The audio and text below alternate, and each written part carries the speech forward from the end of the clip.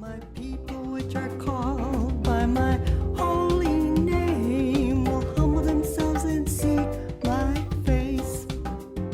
If they Welcome pray, to Return to Christ. Today we're talking about those three important words: He is risen, the resurrection of Jesus Christ, and we're looking to Luke chapter 24, verses 1 through 11.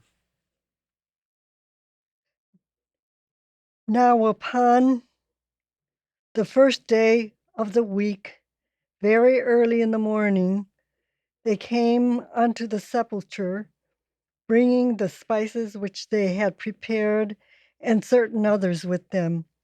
And they found the stone rolled away from the sepulchre.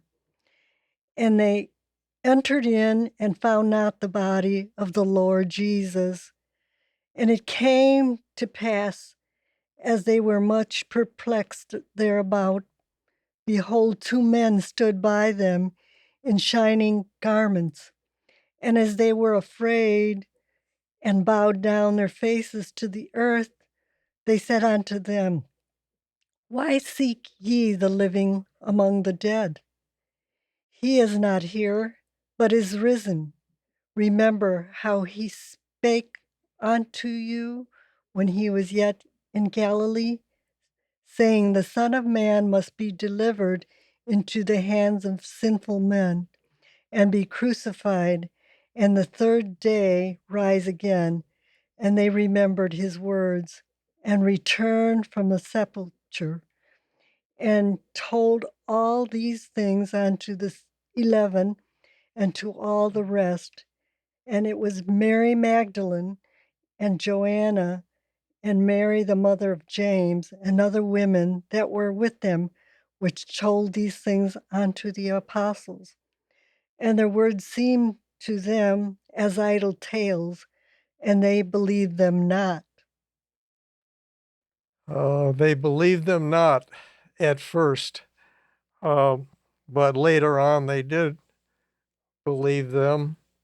Even members of Jesus' family before the crucifixion and the resurrection, they did not believe in him. They didn't believe he was a Messiah. But after he came up out of the tomb, there was a different attitude. Wow, uh, he is the Messiah. He is the one that was prophesied. The prophets talked about how he would have to be uh, crucified and buried and come out of the grave. And he spoke about it himself. And even Peter in the beginning argued with him and said, Lord, you can't do this. And Jesus said, this is the will. This is what I've come to do.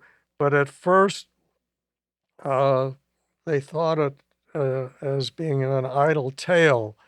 Now, even today, in a lot of seminaries, uh, they don't believe in the resurrection, and it's a sad thing because in the resurrection is the power to do the will of God. It's His presence in us that gives us power. Now, uh, Thomas was called Doubting Thomas because he didn't believe.